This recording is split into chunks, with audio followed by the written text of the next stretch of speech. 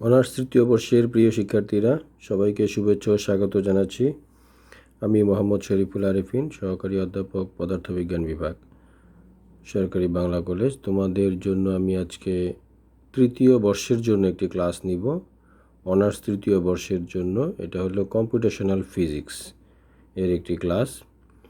এর আগের ক্লাসগুলোতে আমরা ফার্স্ট অর্ডার অর্ডিনারি ডিফারেন্সিয়াল ইকুয়েশনকে সলভ করেছি সি প্রোগ্রামিংয়ের মাধ্যমে, C++ প্রোগ্রামিংয়ের মাধ্যমে। তো আজকে আমরা সেকেন্ড অর্ডার ওডি করতে যাচ্ছি, অর্ডিনারি ডিফারেন্সিয়াল ইকুয়েশন। তো প্রিয় শিক্ষার্থীরা, তোমরা second order ordinary differential equation কী সেই সম্পর্কে জানো। হ্যাঁ, for second order ordinary differential equation one need to decouple the equation into two first order ODE. এইখানে দেখো d²x/dt², এই যে একটা এক্সাম্পল দেওয়া আছে, ইকুয়াল টু -kx। এখানে আমরা যদি ভিকে আমরা ভ্যালোসিটি হিসেবে কাউন্ট করি যে dx/dt, হ্যাঁ, তাহলে dv/dt হলো -kx। তার মানে এটা একটা ফার্স্ট অর্ডার ডিফারেন্সিয়াল ইকুয়েশন। এটার উপরেই ভিত্তি করে একটা সেকেন্ড অর্ডার ডিফারেন্সিয়াল ইকুয়েশন চলে আসে। তার মানে একটা সেকেন্ড অর্ডার ডিফারেন্সিয়াল ইকুয়েশনের ভিতরে কি থাকবে, যে ফার্স্ট অর্ডার ডিফারেন্সিয়েশন ইকুয়েশন কিন্তু থাকবে। এটাকে বলা হচ্ছে ডিকাপল। আচ্ছা, তাহলে এখন আমরা এখানে যদি ইউলার্স মেথডটাকে অ্যাপ্লাই করতে চাই, ভি এবং এক্স দুটো উভয়টার উপরে, হ্যাঁ, তাহলে কিভাবে লিখবো ইউলার্স মেথডকে? এই যে দেখো, এই লাইনটা একটু ফলো করো। এই লাইনটা xn+1 যেই আইটেমটা আসবে সেটা হবে কি xn plus function of V X T, যেহেতু ভিকেও আমি এখানে ভেরিয়েবল হিসেবে ধরেছি, ফাংশন অফ ভি এক্স এবং টি, হ্যাঁ, ইন্টু এটা হচ্ছে এইচ যে প্যারামিটারটা ছিল, যারা আগের ক্লাসগুলো করেছো তারা দেখেছো যে এইচটা কী। তো দেখো যে n+1তম যে পদটা, সেটার মান হবে xn এটা, আর এবং vn+1তম পদ কী হবে, vn, যেহেতু ভি নিয়েছি function of xt into H যেটা আর কি। হ্যাঁ, এই দুটোটাই কি সিম্পল হারমোনিক পেন্ডুলাম এর মতো আছে। আচ্ছা, এখন এইটাকে যদি আমরা কম্পিউটেশনাল ফিজিক্সে কি করতে যাচ্ছি, মানে to solve the second order differential equation of a simple harmonic pendulum. এটা একটা হারমোনিক পেন্ডুলামের ইকুয়েশনের সাথে মিলে গেছে। হারমোনিক পেন্ডুলাম তোমরা হয়তো এটা পড়েছো, বা ক্লাসিক্যাল মেকানিক্সের মধ্যে হারমোনিক পেন্ডুলাম হয়তো পেয়েছো। তো এই হারমোনিক পেন্ডুলাম আমরা কি করতে চাচ্ছি, এটা সেকেন্ড অর্ডার ডিফারেন্সিয়াল ইকুয়েশনটাকে সলভ করতে চাচ্ছি। আচ্ছা, তাহলে second order differential equation of a simple পেন্ডুলামকে আমরা এইভাবে লিখতে পারি। পেন্ডুলাম যখন আমরা বলবো তখন তাকে d²θ/dt², হ্যাঁ, plus g/l theta equal to 0। এটা আমাদের একটা পিওরলি একটা সিম্পল পেন্ডুলামের ইকুয়েশন। যারা পেন্ডুলাম অংশটা পড়েছ, one can decouple the equation into two first order differential equation as follows. তাহলে ফার্স্ট অর্ডার ডিফারেন্সিয়াল ইকুয়েশনকে আমরা dθ/dt ইকুয়াল টু ওমেগা, এটা যদি আমরা ধরে নেই, তাহলে dω/dt কী হবে, হ্যাঁ, এটা হবে -g/l, হ্যাঁ, থিটা। এটা আমরা যদি আমরা ওই ইকুয়েশন থেকে আমরা জানি আর কি, সেখান থেকে যদি আমরা এখান থেকে কাউন্ট করি, তাহলে এইটাকে দেখো dθ/dt হচ্ছে ওমেগা, হ্যাঁ, তাহলে এটা হচ্ছে dω/dt হচ্ছে -gl/g/l থিটা। তাহলে এটা এখন স্টেপগুলো কী হবে, ইউলার্স মেথডের পদ্ধতিগুলো কী হবে, প্রথমে আমাকে t0 হিসেবে কাউন্ট করতে হবে, থিটা 0 এবং ওমেগা 0, প্রথমে সব 0 0 থেকে শুরু হবে। হ্যাঁ, তারপরে আমরা রিপিট করব t < t max, maximum time হিসাব করব, ওই পর্যন্ত যেতে হবে। ওমেগা টি প্লাস ডিটি হচ্ছে ওমেগার এই সূত্রটা আমরা অ্যাপ্লাই করব ওমেগা বের করার। এখানে জি/এল স্টার থিটা স্টার ডিটি, হ্যাঁ, আর থিটার ফর্মুলাটা ইউজ করব থিটা প্লাস ওমেগা ডিটি। আচ্ছা, তারপরে টি হবে T plus DT. Euler's algorithm is unstable, energy does not conserve in this approach. এখানে এনার্জি যেহেতু কনজার্ভ হবে না, সংরক্ষিত নয়, সেক্ষেত্রে ইউলার্স মেথডটা কী হবে, এখানে ইউলার্স ক্যালকুলেশনটা এটা আনস্টেবল হয়ে যাবে। আচ্ছা, তাহলে ইউলার্স ক্রোমার্স মেথড, এখানে তখন এটাকে একটা সংশোধিত আকারে আরেকটা মেথড চলে আসছে, সেটা হলো Euler's Cromer's method. Euler Cromer method, a very simple modification of Euler method is done by Kromer and it work very nicely for the second order differential equation. এটা হচ্ছে, তাহলে আমাদের এখানে যুক্তিতে দেখানো হয়েছে যে ইউলার্স মেথড দিয়ে ফার্স্ট অর্ডার কি করা যাবে, সেকেন্ড অর্ডারটা করা যাবে না, সহজ কথা। তাহলে সেকেন্ড অর্ডারটা করতে গেলে আমাকে ইউলার্স ক্রোমার্স মেথডে চলে যেতে হবে। আচ্ছা, তাহলে এখানে যেই মডিফিকেশনটা করা হয়েছে সেটা হচ্ছে the modification is to use the updated velocity while calculating updated পজিশনের পাশাপাশি ভ্যালোসিটিকেও আপডেট করতে হবে।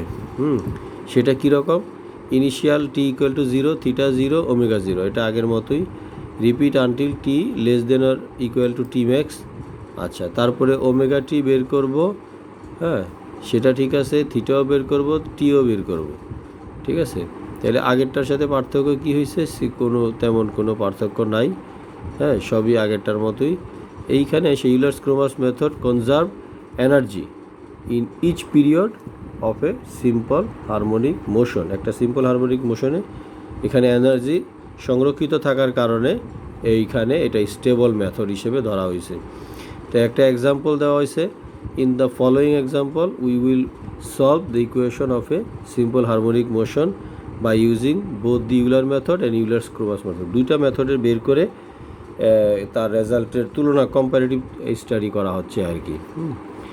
তাহলে কম্পেয়ার রেজাল্টটা, তাহলে দেখো প্রোগ্রামটা রান লেখা হচ্ছে include C math, conditional math নিব, ইনক্লুড আমরা কন্ডিশনাল স্টুডিও লাইব্রেরি নেব, তারপরে ফাংশনাল স্ট্রিম নিব, তারপরে ইনক্লুড ইনপুট আউটপুট স্ট্রিম নিব, ইউজিং নেম স্ট্যান্ডার্ড লিখলাম, তারপরে কনস্ট্যান্ট ডাবল হিসেবে জিকে 9.8 হিসেবে ধরে নেব, যেহেতু এখানে আমাদের পেন্ডুলামের ব্যাপার, পেন্ডুলামে আমাদের গ্র্যাভিটেশনাল অ্যাক্সিলারেশন বা অভিকর্ষজ ত্বরণটা লাগবে, আর এলটা লাগবে, সেটা তোমার এল যেটা লেন্থ অফ দি পেন্ডুলাম।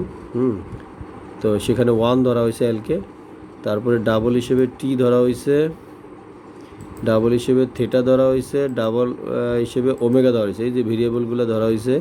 তারপর ভয়েড ইউলার স্টেপ, এখানে দেখো এখানে ডিক্লেয়ার করা হয়েছে সবগুলা, হ্যাঁ, ওমেগা ওল্ড, তারপরে অফ স্ট্রিম টাইটেল ইউলার্স। এইবার আসো প্রোগ্রাম ফর লুপ দিয়ে শুরু, ইন্টিজার আই 0 থেকে I less than or equal two 100, আয়ের মান প্লাস প্লাস আকারে বাড়বে, ঠিক আছে। ওমেগা ওল্ড, এটা হলো ওমেগার সমান, এখানে ওমেগা ওল্ড নামে ভেরিয়েবল বলা হয়েছে, ডাবল ওমেগা ওল্ড বলে একটা ভেরিয়েবল। ওমেগা, এই যে ফর্মুলাটা আমরা এখানে লিখলাম, জি/এল থিটা ডিটি, হ্যাঁ, তাহলে থিটার মান, থিটা প্লাস হবে, থিটার মান এক এক করে বাড়বে, ঠিক আছে। তাহলে টি প্লাস দিয়ে ডিটি, এইখানে দেখো টাইটেল, এইখানে আমরা ফাইলটাকে আবার এইখানে ডিক্লেয়ার করা হচ্ছে ভয়েড ইউলার ক্রোমার স্টেপ। তাহলে আমাদের এই যে এগুলা বলে শেষ করা যাবে না, এখানে আমরা আবার উপর থেকে দেখি যে প্রথমে আমরা শুরু করলাম থিটা ওমেগা, এইটা থিটা, আবার এখানে ফর্মুলা টি প্লাস ফাইল, এই প্রোগ্রামটা এই রিটার্ন 0, এইখানে আইসাই প্রোগ্রামটা পুরোপুরি শেষ হইল, ঠিক আছে। এখানে এসে প্রোগ্রামটা শেষ হলো। তাহলে আমরা এখানে দেখতেছি কি, দেখো এই যে দুইটা ওয়েব, হ্যাঁ, একটা লাল রেড কালারে দেখা হচ্ছে আর একটা গ্রিন কালারে দেখা হচ্ছে, হ্যাঁ। তাহলে এটার ব্যাখ্যাটা কি নিচে দেওয়া আছে, the green lines is the displacement versus time graph and the green line is the velocity versus time graph. এইখানে দুইটাই গ্রিন লাইন বলছে, আসলে একটা রেড লাইন হবে, হ্যাঁ, একটা রেড লাইন হবে ডিসপ্লেসমেন্ট ভার্সাস টাইম গ্রাফ, এটা রেড লাইনটা, আর একটা হলো গ্রিন লাইনটা velocity versus time graph obtain from Euler's method. এখানে ইউলার্স মেথড দিয়ে দুইটাকে বের করা হয়েছে, এখানে একটা হয়তো প্রিন্টিং মিস্টেক আছে। আচ্ছা, তাহলে এতক্ষণ ধরে আমরা ইউলার্স মেথড দিয়ে করলাম, ঠিক আছে। আর আরেকটা ছবিতে দেখানো হচ্ছে green line is the displacement versus time graph, and এইখানেও গ্রিন লাইন দুইবার লেখা হয়েছে, obtain from the ইউলার্স Cromer's method. এইখানে আবার ইউলার্স ক্রোমার্স মেথডে, তাহলে তরঙ্গের মধ্যে উপরেরটা হলো ইউলার্স মেথডে। এইখানে দেখা যাচ্ছে শুরুটা ছিল ছোট তরঙ্গ দৈর্ঘ্যের, যতই টাইম যাচ্ছে ততই সে বড় হয়ে যাচ্ছে। আর ইউলার্স ক্রোমার্স মেথডে শুরু থেকে শেষ পর্যন্ত প্রায় সিমিলার ভ্যালোসিটি আছে আর কি, এইটুকুই পার্থক্য। তাহলে যেহেতু এখানে শুরু থেকে শেষ পর্যন্ত সিমিলার, সেই জন্য এইটা বেশি স্টেবল আর কি, হ্যাঁ, এবং এটাই বেশি গ্রহণযোগ্য। তাহলে প্রোগ্রামের মধ্যে আমাদের এখানে ইউলার্স মেথডটা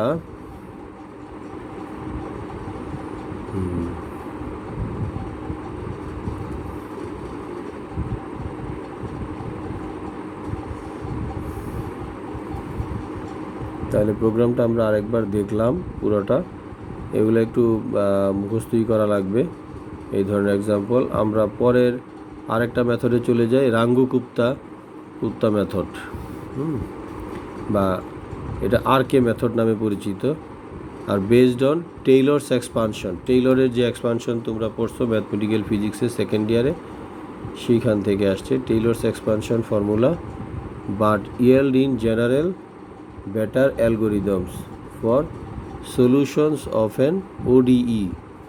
The basic philosophy is that it provides an intermediate step in the computation of yi plus 1. ঠিক আছে, the basic philosophy is that it provides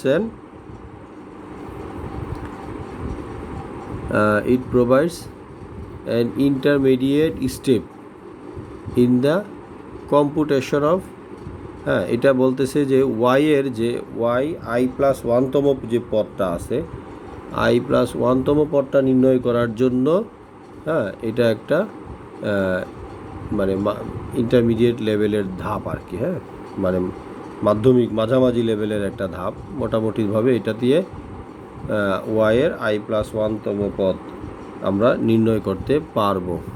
সেখানে ওয়াইটা হচ্ছে D Y by D T equal to function of T Y, এটা একটা differential equation, one dimensional. এখানে ওয়াইটির value হবে ইন্টিগ্রেশন এফ টি, তাই না, ওয়াইয়ের ভ্যালু হবে ইন্টিগ্রেশন এফ টি, আর ওয়াই টি প্লাস ওয়ানের ভ্যালু কত হবে ওয়াই আই, আর এখানে টিআই থেকে টিআই প্লাস 1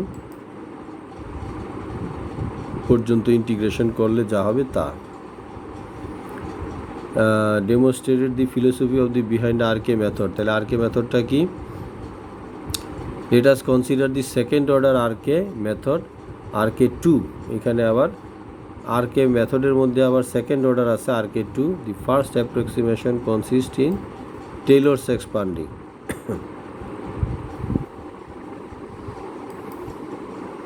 তাহলে টেইলরস এক্সপান্ডিং ফর্মুলার মাধ্যমে এখানে ওয়াইয়ের একটা ভ্যালু ধরা হয়েছে এরকম, ওয়াই আই প্লাস হাফ, এবং টিআই এইচ বাই 2 হচ্ছে টিআই প্লাস হাফ। তো সেই ভ্যালুটা দিয়ে ওয়াই আই প্লাস 1 এবং মাইনাস ইকুয়াল টু এই ভ্যালুটা বের করা হয়েছে, ওয়াই আই প্লাস 1-এর ভ্যালুটা এখানে দেখো,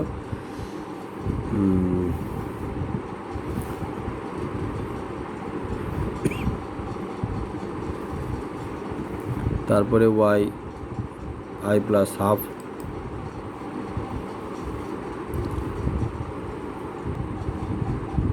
তাহলে আমরা এখানে ওয়াই আই প্লাস ওয়ানের ইকুয়েশনটা দেখতেছি, এখানে ওয়াই আই প্লাস হাফের ইকুয়েশনটা দেখতেছি। This means that we can define the following algorithm for the second order Runge Kutta method RK2। হ্যাঁ, সেকেন্ড অর্ডার এটা হলো K1 হচ্ছে এইচ ফাংশন অফ TIY। আচ্ছা, TIYI এখানে K1-এর ভ্যালু, তারপর এখানে K2-র ভ্যালু দেওয়া আছে এবং YI প্লাস 1-এর ভ্যালু K2-র সাপেক্ষে লেখা হলো। তাহলে এত বিস্তারিত না গেলেও হবে, মোটামুটিভাবে রঙ্গগুপ্তা মেথডটা কি সেইটা এখানে হালকা একটু আলোচনা। এখানে উই কম্পুট ফার্স্ট কি K1টা বের করতে হবে, এখানে K1 ভ্যালুটা বের করতে হবে, which is nothing but the slope at TY। হ্যাঁ, if we stop here we have Euler's method. আমরা যদি K1 বের করে থেমে যাই তাহলে কিন্তু আমরা শুধুমাত্র ইউলার্স মেথডই থাকলাম। কিন্তু আমাদের K2ও বের করা লাগবে। K2-র ভ্যালুটা হচ্ছে দেখো এখানে দেওয়া আছে K2-র ভ্যালুটা। হ্যাঁ, তাহলে K2-র পরে কিন্তু আবার K3-র ভ্যালুও চলে আসবে, এই যে K3 K4, ঠিক আছে। তাহলে দি ফাইনাল অ্যালগরিদম বিকামস, তাহলে এই যে K1 K2 K3 K4-এর সাপেক্ষে YI প্লাস 1, এইটা হইলে thus the algorithm consist of the first calculating K1 with TI and YI Y1 and FS inputs. তো মোটামুটি এই পর্যন্ত আসলে একটা রঙ্গগুপ্তা মেথড আলোচনা করা হইল, ঠিক আছে। এখানে গ্রাফে যে ব্যাখ্যাটা দেওয়া হয়েছে, এদিকে টি এর ভ্যালু, ঠিক আছে, আর উপরে ওয়াইয়ের ভ্যালু, উপরে ওয়াইটা লেখা হয় নাই, ওয়াইয়ের ভ্যালু। যাই হোক, এখানে গ্রাফের মাধ্যমে কিছুটা দেখানো হয়েছে আর কি। তো এখানে একটা সলভ প্রবলেম আছে, differential equation dx/dt equal to t√x with the initial condition t0 equal to 0 and x0 equal to 1, given the exact solution is x equal to t square plus 4 whole square by 16।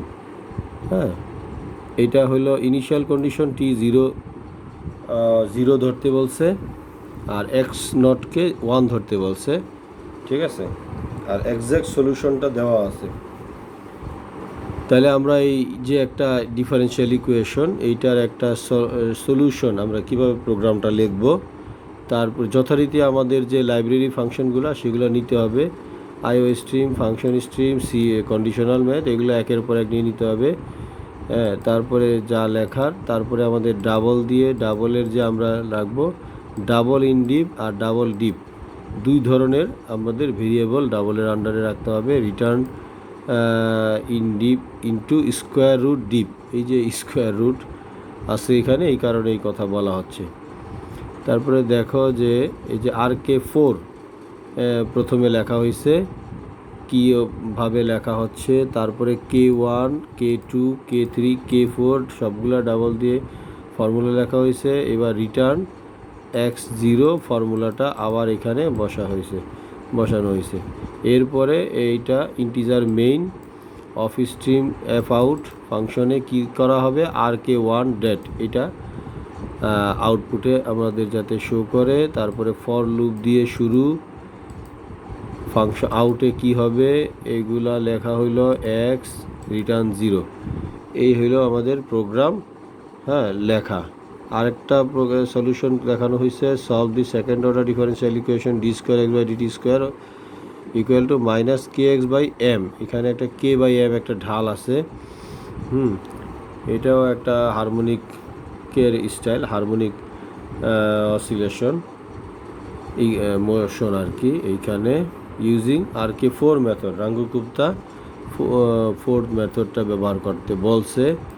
তাহলে এইখানেও কি করতে হবে, আমাদের যথারীতি ফাংশনগুলো আমরা নিয়ে নিলাম, লাইব্রেরি ফাংশন, তারপরে অফিস স্ট্রিম এফ আউট এইটা আমাদের ইউজ করতে হবে। তারপরে দেখো লেখাগুলা ডাবল কে ইকুয়াল টু 150, এই ভ্যালুটা কীভাবে পাইলো? এই ভ্যালুটা এখানে বোধহয় দেওয়া আছে, এই যে এইখানে V0, হ্যাঁ, এম বা 7.2, কে 150, 150 এগুলো দেওয়া আছে, সেই জন্য এই ভ্যালুগুলো এখানে ইনপুট দিতে হবে। যেহেতু ভ্যালুগুলো ফিক্সড ভ্যালু দেওয়া আছে, এগুলো কনস্ট্যান্ট ভ্যালু, সেই জন্য ডাবল নিয়ে আমরা ডাবল ভেরিয়েবলগুলো ডিক্লেয়ার করলাম, রিটার্ন ভি, তারপরে ডাবল জি, রিটার্ন কে, রিটার্ন লিখলাম ভয়েড, এইখানে দেখো এই লেখাগুলা, তারপরে এই তো আমাদের প্রোগ্রাম লেখা, ঠিক আছে। এটা রিটার্ন 0। রেজাল্টে আমরা কি দেখব? রেজাল্ট এটা আমরা রান করি, তাহলে রেজাল্ট হবে the time versus displacement and time versus velocity graph, displacement and velocity graph. এইখানে রেড যেটা আছে, রেড ওয়েভ, লাল তরঙ্গ যেটা, সেটা হচ্ছে ডিসপ্লেসমেন্টের, আর গ্রিন যেটা আছে সেটা হচ্ছে তোমার velocity versus time versus velocity আর কি গ্রাফ। এই গ্রাফ দেখাচ্ছে, এটা ফেজ ডায়াগ্রাম। আরেকটা ফেজ ডায়াগ্রাম এখানে দেখানো হচ্ছে ডিসপ্লেসমেন্ট ভার্সাস ভ্যালোসিটি, ঠিক আছে। The circle shape of the